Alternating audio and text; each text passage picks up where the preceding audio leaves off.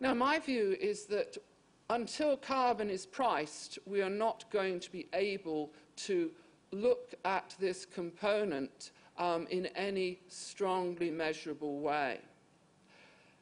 We are now becoming sensitive, of course, very sensitive to our impact on the environment.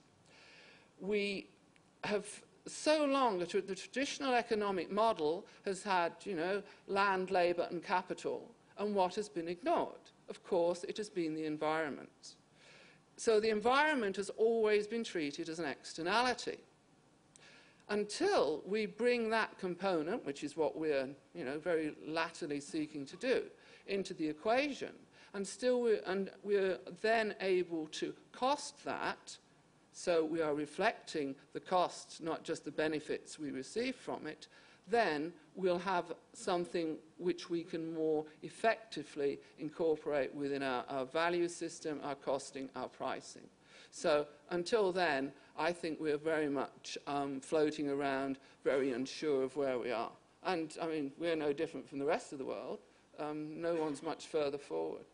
So what is needed is a common metrics to identify and define. Once the identification and the definition has occurred, then the pricing can follow. Once the pricing has occurred in a commercial or market context, then these benefits can be valued.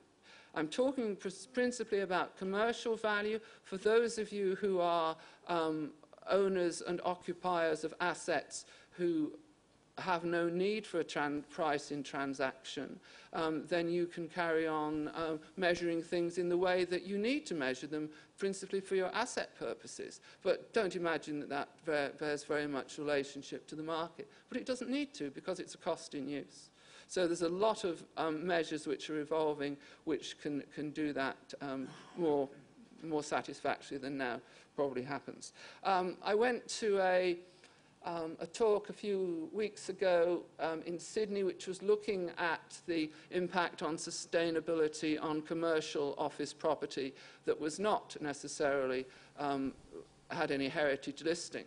And everyone was saying, well, come on, it's these valuers, it's their fault. They're ignoring heritage, sustainability, they're ignoring the impact. No, they're not ignoring the impact. The market is not reflecting this impact, so valuers can't deal with it, because all they do is they hold a mirror to the market.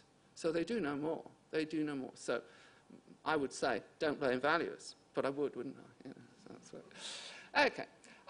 Now, again, what is the likely impact on value? How long is a piece of string? Who knows? I mean, it's so difficult to tell.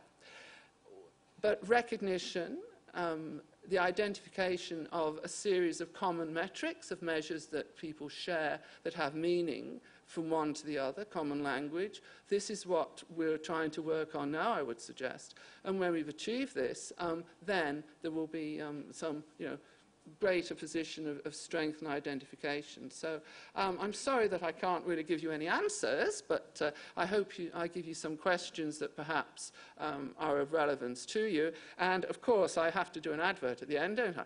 So if you do have any interest in this area, it's something about which I am passionate. I have a lot of experience. I have, a reasonable amount of ability. And, like all academics, what do I do all the time? I'm just waiting for people to tell me what to do.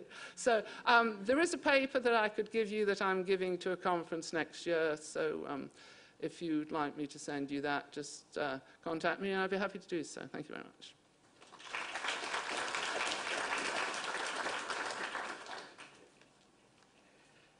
Thank you, Lynn.